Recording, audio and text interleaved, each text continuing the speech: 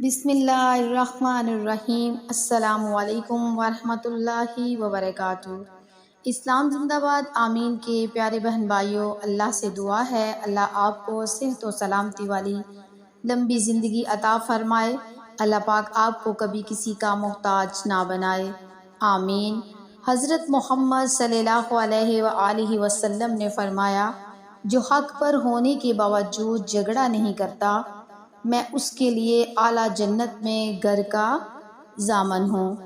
نبی کریم صلی اللہ علیہ وآلہ وسلم نے فرمایا، اللہ تعالیٰ ایسے شخص کو اپنے عرش کے سائے میں جگہ دے گا جس نے تنہائی میں اللہ کا ایسے ذکر کیا کہ اس کے آنسو جاری ہو گئے۔ نبی کریم صلی اللہ علیہ وآلہ وسلم نے فرمایا، مجھے بچوں کی 5 عادتیں بہت پسند ہیں۔ نمبر 1، وہ رو کر مانگتے ہیں اور اپنی بات منوا لیتے ہیں۔ نمبر 2، وہ مٹی سے کھیلتے ہیں اور غرور تکبر خاک میں ملا دیتے ہیں۔ نمبر 3، جو مل جائے کھا لیتے ہیں، زیادہ جمع یا ذخیرہ کرنے کی ہوس نہیں رکھتے۔ نمبر 5، لڑتے ہیں جھگڑتے ہیں اور پھر صلح کر لیتے ہیں، یعنی دل میں حسد، بغض اور کینہ نہیں رکھتے۔ مٹی کے گھر بناتے ہیں، کھیل کر گرا دیتے ہیں، یعنی وہ بتاتے ہیں کہ یہ دنیا باقی رہنے والی نہیں بلکہ ختم ہو جانے والی ہے۔ نبی کریم صلی اللہ علیہ وآلہ وسلم نے فرمایا، ایک وقت آنے والا ہے جب لوگ نیکی پر شرم اور گناہ پر فخر کریں گے۔ قبولیت کا یقین رکھو۔ نبی کریم صلی اللہ علیہ وآلہ وسلم نے ارشاد فرمایا، تم اللہ تعالیٰ سے ایسی حالت میں دعا کیا کرو کہ تم قبولیت کا یقین رکھا کرو، اور یہ جان رکھو کہ اللہ تعالیٰ غفلت سے بھرے دل سے دعا قبول نہیں کرتا۔ آپ صلی اللہ علیہ وآلہ وسلم نے فرمایا، اگر جھک جانے یعنی عاجزی اختیار کرنے سے تمہاری عزت گھٹ جائے تو قیامت کے دن مجھ سے لے لینا۔ نبی کریم صلی اللہ علیہ وآلہ وسلم نے ارشاد فرمایا، اپنی کمائی پاک رکھو، تمہاری ہر دعا قبول ہوگی۔ غصہ شیطان سے اور شیطان آگ سے پیدا کیا گیا ہے، اور آگ پانی سے بجھائی جاتی ہے، اور جب تم میں سے کوئی غصہ ہو تو اس کو وضو کر لینا چاہیے۔ رسول اللہ صلی اللہ علیہ وآلہ وسلم نے فرمایا، سب سے بڑا گناہ یہ ہے کہ کوئی شخص اپنے والدین پر لعنت کرے۔ کسی نے عرض کیا، یا رسول اللہ، آدمی اپنے ماں باپ پر کس طرح لعنت کر سکتا ہے؟ آپ صلی اللہ علیہ وآلہ وسلم نے فرمایا، ایک آدمی دوسرے کے باپ کو گالی دے تو وہ اس کے ماں اور باپ کو گالی دے گا۔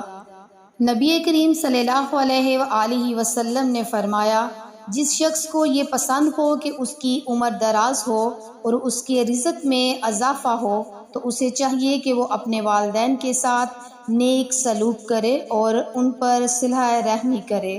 رسول اللہ صلی اللہ علیہ وآلہ وسلم نے ارشاد فرمایا، قیامت کے دن میرے نزدیک ترین وہ لوگ ہوں گے جو سب سے بڑھ کر مجھ پر درود بھیجتے تھے۔ نبی کریم صلی اللہ علیہ وآلہ وسلم نے ارشاد فرمایا، تم میں سے بہتر وہ ہے جس کی وجہ سے زیادہ لوگوں کو فائدہ پہنچے۔ 3 آدمی ایسے جنہیں اللہ تعالیٰ روز قیامت دیکھے گا بھی نہیں۔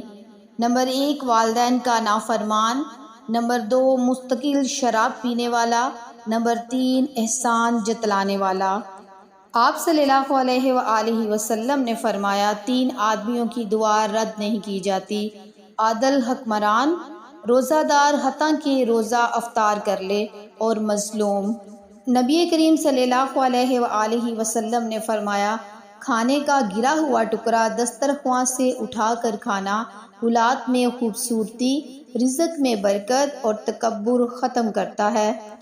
جس نے کسی بھوکے مومن کو پیٹ بھر کر کھانا کھلایا تو اللہ پاک اسے جنت کے دروازوں میں سے ایک دروازے سے داخل فرمائے گا جس سے اسے جیسے لوگ داخل ہوں گے۔ پڑوسی کو تکلیف دینا نیکیوں کو اس طرح مٹا دیتا ہے جس طرح سورج برف کو مٹا دیتا ہے۔ فرمان مصطفیٰ عالی شان ہے کہ جس کے دل میں رائی کے دانے جتنا یعنی تھوڑا سا بھی تکبر ہوگا وہ جنت میں داخل نہ ہوگا۔ نبی کریم صلی اللہ علیہ وآلہ وسلم نے فرمایا 5 چیزوں سے حافظہ تیز ہوتا ہے: میٹھا کھانے سے، جانور کی گردن کے قریب کا گوشت کھانے سے، مسور کی دال کھانے سے، ٹھنڈی روٹی کھانے سے، آیت الکرسی پڑھنے سے۔ تو میرے پیارے بہن بھائیوں، ہمارے پیارے نبی صلی اللہ علیہ وآلہ وسلم کی پیاری باتیں اگر آپ کو پسند آئیں تو اسے دوسروں کے ساتھ ضرور شیئر کریں، اور میرے چینل پر اگر آپ نئے ہیں تو چینل کو ضرور سبسکرائب کر دیں اور ساتھ بیل آئیکن کو پریس کر دیں تاکہ میری آنے والی ہر نیو ویڈیو آپ کو بآسانی مل سکے۔ انشاءاللہ پھر ملیں گے کسی اور